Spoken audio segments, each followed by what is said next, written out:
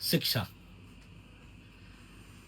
एक बच्चा आईएएस बन जाता है और वो लगभग लगभग करोड़ों लोगों को एक सपना दे जाता है। तो मैं समझना ये चाह रहा हूँ, एक जो सीधा सा प्रश्न आ रहा है कि गरीबी और शिक्षा कहाँ आपस में एक दूसरे से संबंधित है? गरीबी और शिक्षा बहुत हद तक एक दूसरे पर निर्भर करती है। उसके कई सारे कारक हैं। सबसे पहला कारक तो यही है, जो उनकी जीवन जीविकोपार्जन जो उनका है, वो सबसे ज़्यादा निर्भर करता है।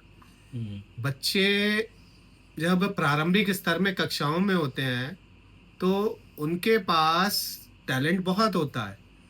शिक्षक कोशिश भी करता है उसे उभारने की, परंतु समस्याएँ वहाँ आ जाती हैं जहाँ पर उनका परिवार उन्हें सपोर्ट नहीं कर पाता, उन्हें समर्थन नहीं दे पाता, जिस वजह से उसकी प्रतिभाएँ लगभग वहीं से धीरे-धीरे खत्म होने लगती है। और जब वो अपनी प्रतिभाओं को खत्म होते देखता है, तो वो अपने रास्ते से विचलित हो जाता है। फिर वो किसी दूसरी कहीं पैसा कमाने या गलत रास्तों पर धीरे-धीरे बढ़ने लगता है। तो उसकी प्रतिभाएँ वहाँ पर खत्म हो जाती हैं। दूसरा कारण है उसके आस-पास के माहौल का। हम्म। जो उसके आस-पास समाज में हो रहा है, उसके गाँव में या फिर उसके विद्यालय में, और कहा जाए तो वो जहाँ-जहाँ जाता है या रहता है, परिवेश में उसके कह सकते हैं हम, उसे वो देखकर सीखता है। जैसे एक बच्चे में बहुत हुनर है, लेकिन वो अपने आस-पास देख रहा है कि लोग नशा कर रहे हैं या पैसा कमाने के लिए चोरी कर रहे हैं या कुछ और गलत कार्य कर रहे हैं, तो वो उस तरफ जल्दी प्रेरित होता है। इसकी अपेक्षाकृत तो उसके हुनर को वहाँ पे भी दब जाता है। नहीं तो जैसे शिक्षा की बात, जैसे सीधी सी बात आपने कहा ना, माहौल। तो माहौल तो आजकल सोशल मीडिया का बहुत ज्यादा है, रीले बनाने वाला। नहीं, रीलें मनाने का तो है, लेकिन वो उस एजुकेशनल रीलें नहीं बन रही जो जिससे उसे ज्ञान अर्जित हो। वो सिर्फ़ अपने एंटरटेनमेंट के लिए कह लो, उस तरीके की रीलें बना रहा जिससे वो पैसा जल्दी कमा सके। ठीक है? हम्म। यदि वो पैसे की तरफ जल्दी भागेगा, तो शिक्षा उस समय वो अर्जित नहीं कर पाएगा, ज्ञान प्राप्त नहीं कर पाएगा। तो फिर कहा जाए तो फिर यही बात है कि समय और परिस्थिति निर्भर दोनों करती निर्भर करती हैं, है ना? तो और मैं परिवार का सहयोग सबसे बड़ा है। तो परिवार का सहयोग तो मैं तो भी अगर एक मूलभूत बात करी जाए, जो बेसिक सी बात, हमारे जो प्राथमिक विद्यालयों में बच्चे आते हैं उनकी मासिक आय भी मुश्किल से 5,000 होती होगी, जी। है ना?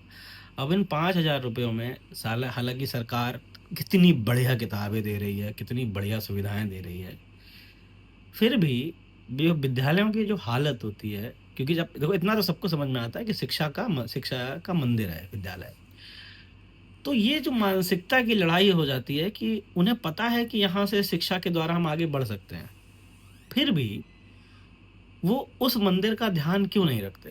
परिवेश, उनके आसपास का जो परिवेश है, जिस तरीके के लोग रह रहे हैं, और कई कारण ऐसे भी है कि उनके अभिभावकों का शिक्षित ना होना। वो सिर्फ अपनी पहले एक नॉर्मल मानव मनुष्य की बात की जाए, तो वो सबसे पहले अपना पेट पालना चाहता है। हम्म। उसके लिए पैसा इकट्ठा करना, शिक्षा बाद में आती है।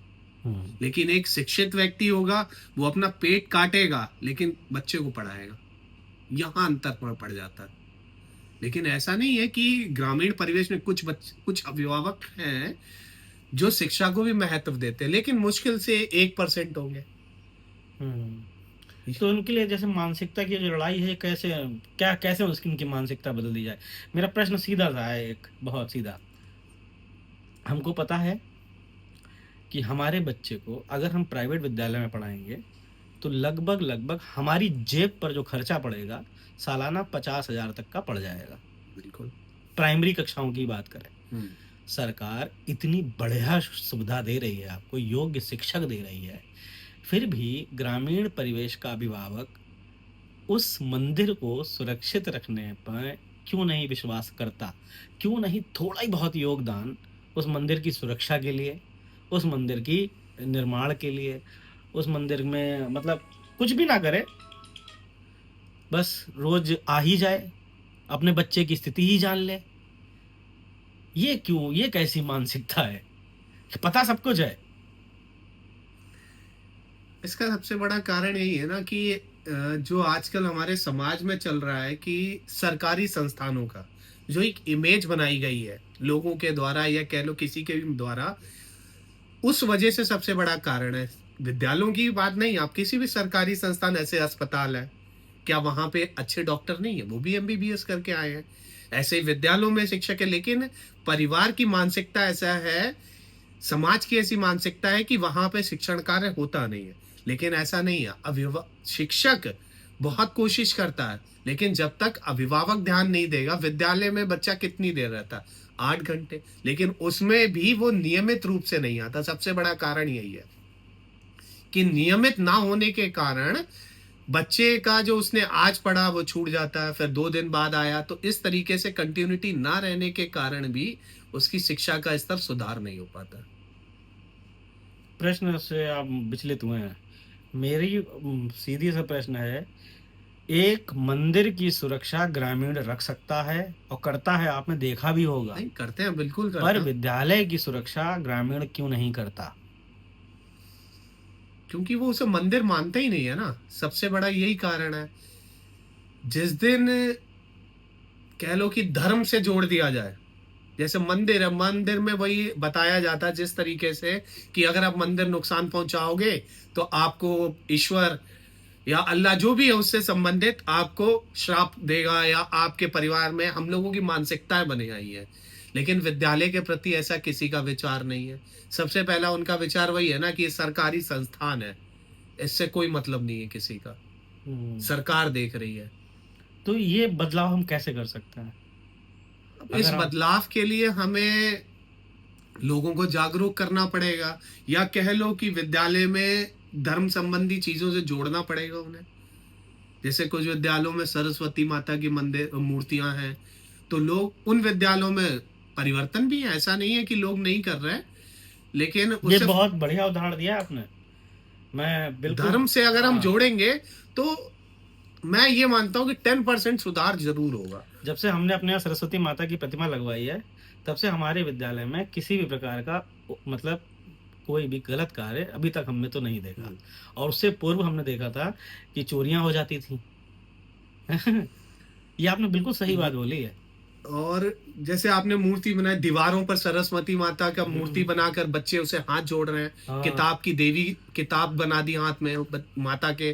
तो इस तरीके से भी हम सुधार कर सकते हैं कुछ हद तक, जब तक हम धर्म से नहीं जोड़ेंगे। और इसके कई उदाहरण हैं। पेड़ लोग कई काटते हैं, लेकिन पीपल, बरगद, इनका काटने में आदमी हिचकता है। क्यों? हम्म, क्योंकि उसे धर्म से जोड़ दिया गया, वरना आज ये भी पेड़ नहीं होते। तो ये जो हमारी संविधान की लाइन है ना, हम भारत के लोग। हाँ। हम्म, अब आप इसमें जब पूरा पढ़ेंगे तो देखिए, इसमें आता है धर्मनिरपेक्ष, आता धर्म है निरपेक्ष आता था, है ना? बिल्कुल आता है कि हाँ, आप स्वतंत्र हैं किसी भी धर्म को अपनाने के लिए, उसका हाँ। सम्मान करने के लिए, उसे अपनाने के लिए। तो कहा जाए, मानसिकता की लड़ाई एक लंबी है ये। नहीं, ये तो बहुत लंबी है। और लोगों में सुधार हम धर्म से जोड़कर ही, ग्रामीण परिवेश में स्पेशली अभी उसमें जरूरी है। सरकार कहती तो है कि बहुत परिवर्तन हुए, लेकिन जमीनी स्तर पर उतने बदलाव नहीं हुए।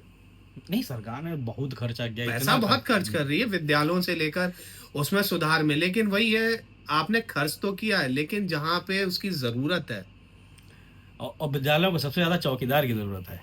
उसकी आवश्यकता है। जब तक उसकी भाई सुरक्षा नहीं होगी, हाँ, तब तक कुछ नहीं मतलब होगा। करोड़ों रुपए की संपत्ति।